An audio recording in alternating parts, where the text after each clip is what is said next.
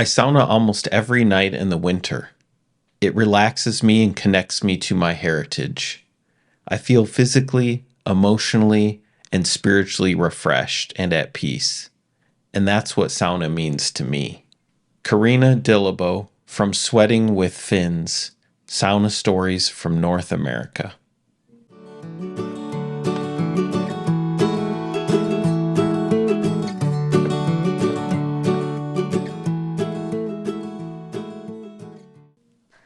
Hi, this is Hudson, and welcome back to the Sauna Trail podcast. Join us in our adventures as we share the story of how our family discovered the world of Finnish sauna. You might be wondering why anyone would do a podcast dedicated to something as commonplace as sauna. It's like doing a podcast about pebbles or shampoo or staplers. Well, if you stick around, you might find out that there's more to sauna than you realized. Today's episode marks our first adventure to Thunder Bay, Ontario, which has a rich tradition of sauna. We'll tell you about the people we met, the places we visited, another food exploration similar to our UP pasty off, share about the saunas we found, and of course we'll tell you about what we learned along the way. And we experienced the hottest sauna we've been in so far. This will be a 2-part episode that will wrap up next week. In our last episode, we shared detailed information about how we sauna and how we understand the Finnish practice. We talk about washing in the sauna using essential oils, cold plunging, the rhythm of multiple rounds, and much more. Check it out and compare notes with us in the comments. Tell us how you like to sauna. And that episode was really interesting in the recording aspect. What happened, guys? Well, we got done recording, and I felt like it was a pretty good episode as far as flow of conversation and stuff. And then we went to go edit the episode, and we realized that only one mic had been set to record audio. So that was Hudson's mic, and the rest of ours did not get any audio. Yeah, it's always a learning process, and there's challenges, especially as you're doing a podcast for the first time. So we had to take the audio from Hudson's mic and chop it up and take the different parts of people talking and get the volume levels right with that, because Hudson's audio was really great, but then nobody else's was good. Yeah, so his mic captured the rest of us, but it was really soft and echoey. Yep.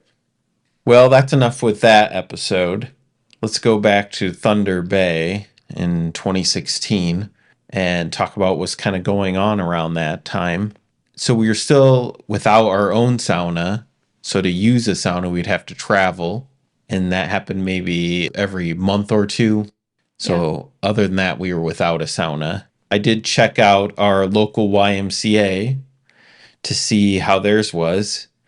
And I was looking back through my notes, and I have a description of what that visit was like. I asked the friendly gentleman to show me their sauna. On the way there, he had to turn around because he realized he was taking me to the hot tub. Then he proceeded to take me to the sauna, which was just a tiled steam room. Wow. That's quite the experience. I'm glad I didn't go with you. So we learned about Thunder Bay. I can't remember the first time it came on my radar. We obviously knew the UP had a lot of Finnish people, but Thunder Bay is kind of similar in that they have a large Finnish immigrant population, one of the largest outside of Finland. There might be places in Sweden that have a little bit more. Toronto's also pretty big, but Thunder Bay has a lot of Finns. And the first sauna book that we ever got, Sweating with Fins, was published out of Thunder Bay. Which, if you haven't listened to our sauna books episode, go ahead and take a listen to that, because we talk about sweating with the Finns, and that's probably one of my favorite sauna books.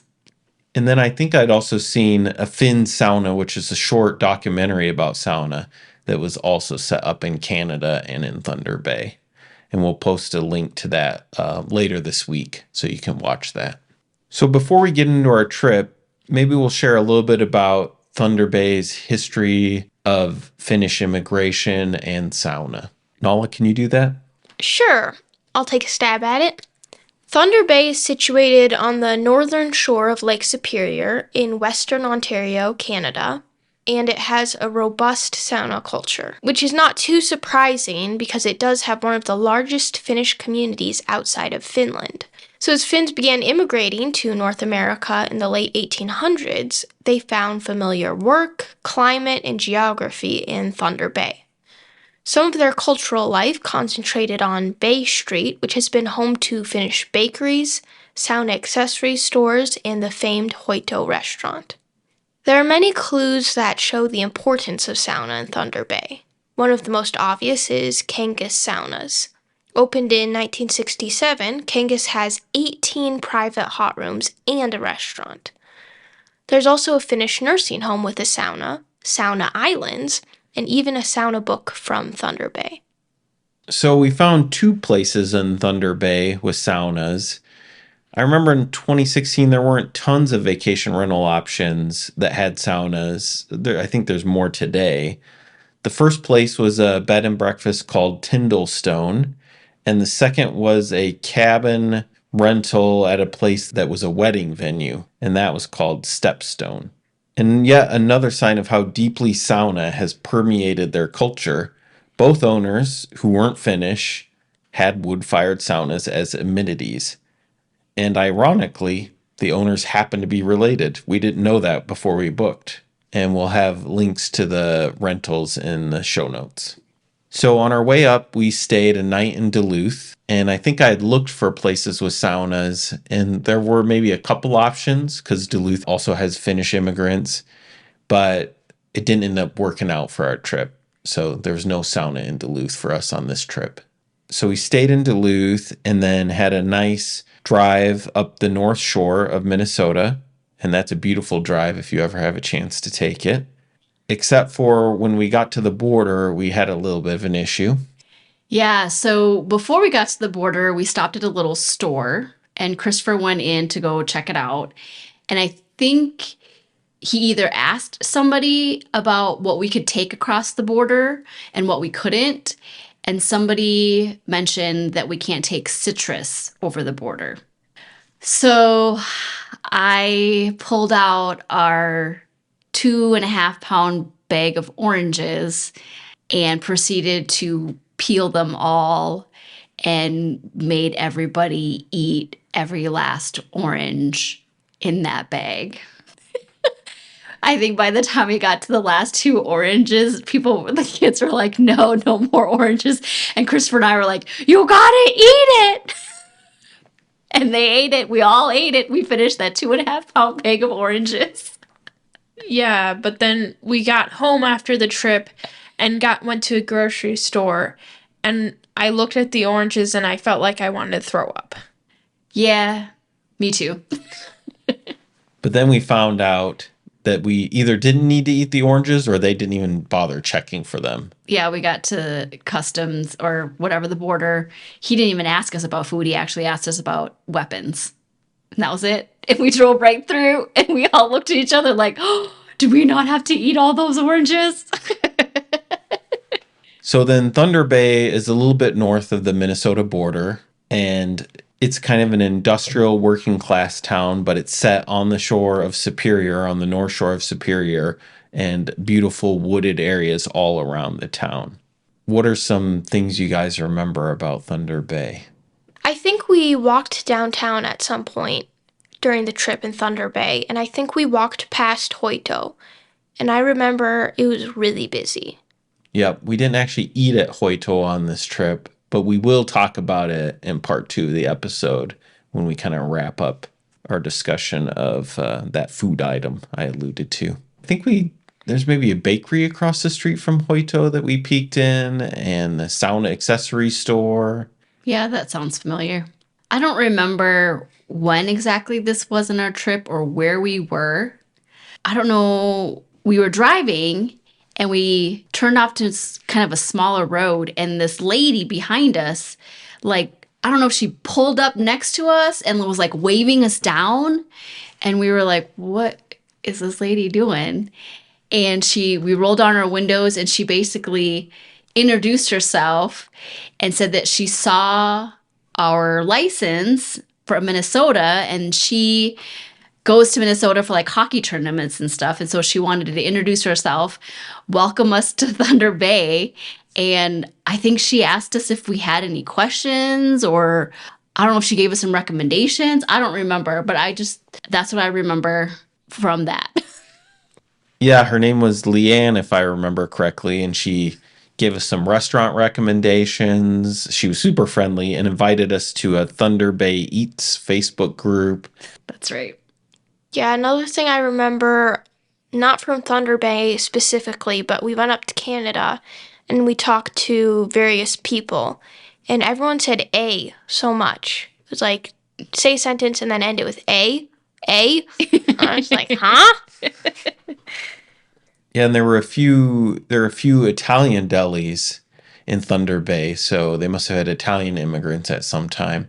And we stopped into one of those called Maltese Grocery. And I was pretty impressed by that Italian deli. They had, I think, fresh baked bread and Italian cheeses and meats. And we love Italian cheeses and meats, so we're pretty much a sucker for that. Yep, exactly. Yeah. And I think this is also where I saw a bag of oranges. And I made some joke to the kids about getting it, and I think everybody looked at me like they were going to vomit.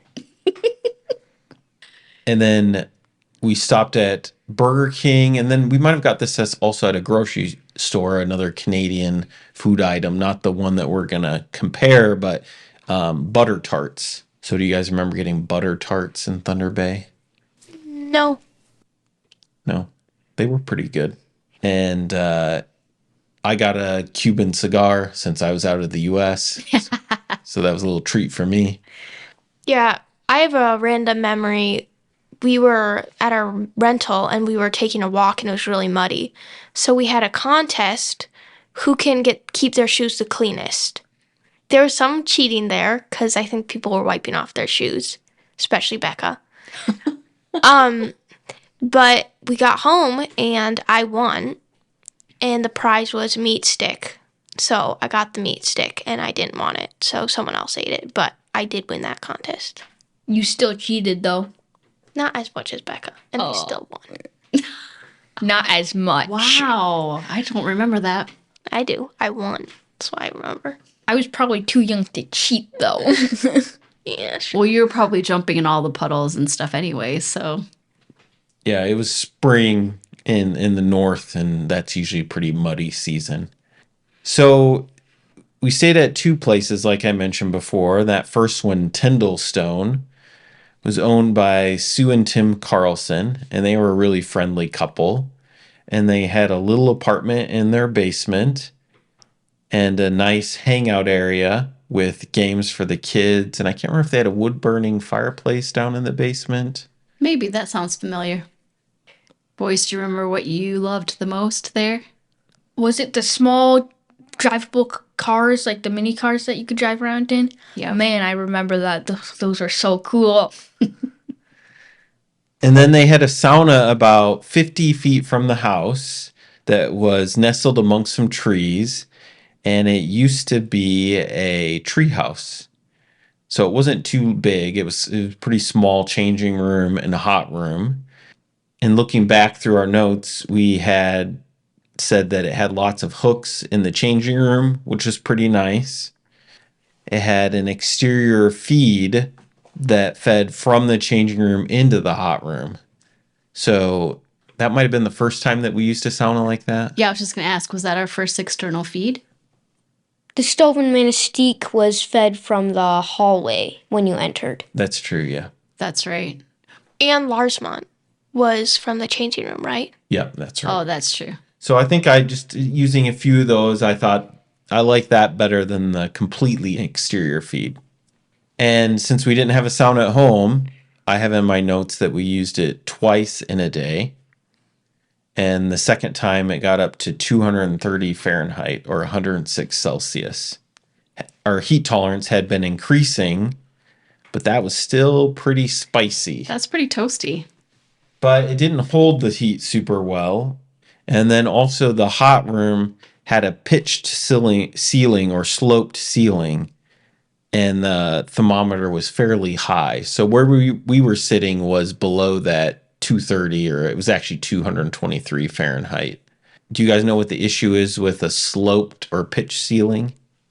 All your heat and steam goes way up into that corner where you aren't. Yeah. Unless you build a bench right there. So then you'll get all of it. What do you mean by right there? Up, like near the ceiling at the slope.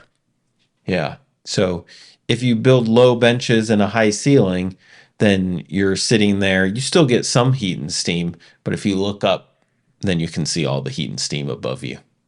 Yeah, you can have a pitched or sloped roof, but you might want to level off the ceiling inside the hot room. Yep. And the rocks were a bit dusty, which is pretty common if a sauna isn't used very often. So I'm not sure how often they use their sauna. I'm glad that we have these notes because I honestly don't remember the sauna super well. I only remember using it one time, and I remember it was with Nala and Hun, you, just the three of us. But I really don't remember this one very well. Yeah, a lot of these older ones I don't remember super well. So it is good to have the notes. Mm-hmm. And then I did notice in that one that it was too dark with the candle, but too light with the lights, So getting the light right in your sauna, that is also an important thing. And then I had another note that it's good to wait maybe an hour and a half after eating minimum before you sauna. So I don't know if we sauned too soon after a meal. Maybe we did. And it wasn't comfortable. That seems kind of long now. I would say like an hour would be fine. Well, if it's a full meal, maybe wait longer. But if it's like a snack, you don't need to wait as long. Or a light meal. Yeah. Maybe if it's like a lamb roast or something. Or you have like salad beforehand and then eat like sausage and potatoes afterward. Yeah. Or midway. Exactly. That sounds good. So these are kind of the small little things that we were learning about as we sauned that you don't hear about online so much, or you don't even read in a book. So we enjoyed the sauna and then stayed the night there. And then next morning, do you guys remember what we had for breakfast at the bed and breakfast? Finnish pancakes. Yeah, French toast and Finnish pancakes. And there's kind of two different types of Finnish pancakes. So depending on where you are, you might get two different things. One is a thick Finnish pancake called panukaku, and the other is Lettu. And Lettu are the thin ones, which is what we had there. So the Finnish pancakes are thin, and I think if I remember correctly, they were almost a little crispy around the edges, which I loved that. And then I think she used a lot of butter in cooking it. I think that was what made it kind of crispy and thin. What else do you guys remember about it? Well, yeah, I don't like pancakes, but these were very much like a crepe. I don't even, in my mind, Finnish pancakes that we had are a completely different dish than normal pancakes. Like American pancakes. Right, American pancakes. Just because it is completely different, texture's different, the flavor's different. They're the best breakfast, in my opinion. I'm generally not a fan of pancakes. I think they're just kind of thick and dry. But these pancakes were a whole different thing. And we ate every last one that she made for us. I don't remember these, but we have made these more recently, and they are addictive. You're just going to keep snacking on them. You're not going to stop eating them. They're so good. And the recipe that we use for our pancakes are from Sue. We begged her, and she didn't want to give it to us, but she finally did because we were like, well, we live in Minnesota. Like, we don't know anybody here. We're not going to give out the recipe. And so our Finnish pancakes are her recipe. Yeah, so they're not very cakey, and they have a little bit of a cardamom flavor to it. And like you said, buttery, because they're cooked in the butter, so they have a nice buttery flavor. And then do you guys remember usually what's put with them? We usually, even after they're done cooking with tons of butter, we put a little more butter on, and then sometimes nuts, bananas, a little bit of maple syrup, wrap them up, eat them. Yeah, we've done jam, whipped cream, strawberries. Blueberries. Yeah, I think they had whipped cream, strawberries, and maybe maple syrup. Yeah, maybe. Probably it's in Canada, so there's probably maple syrup. Yeah, I remember we just inhaled those. They were delightful. Yeah, so Sue told me that her recipe that she made was for 6 adults.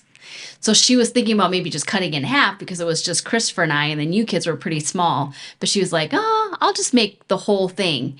And she told me, she's like, I'm so glad I made my full recipe because you guys ate them all.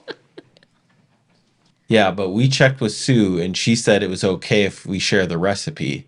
So we'll have a link to that in our show notes. So we would say go up and stay with them, but I think they've closed their bed and breakfast now. But we'll still put a link to it in the show notes. So that kind of wraps up the first part of what we're going to talk about. We got some sauna in and our first Finnish pancakes. So that was pretty good. Yeah, so thanks for joining us on this part of the sauna trail. Next week, we'll share part 2 of our exploration of Thunder Bay. We'll tell you which Finnish pancake we liked best, about a unique log sauna we used, visiting a Finnish church, checking out Kangas sauna, and sledding in our birthday suits. If you haven't yet, join our locals community and say hi. It's free to sign up and you'll get regular updates from us. If you enjoy our content and would like to support this podcast, Locals has that option as well. The address is thesaunatrail.locals.com. We appreciate all of our supporters and fellow sauna hounds. Our podcast can be found on Spotify, iTunes, YouTube, and other streaming platforms, as well as our website, thesaunatrail.com. New episodes release Saturdays, which is the traditional Finnish day for sauna, also called saunapäivä. We hope to see you on the sauna trail.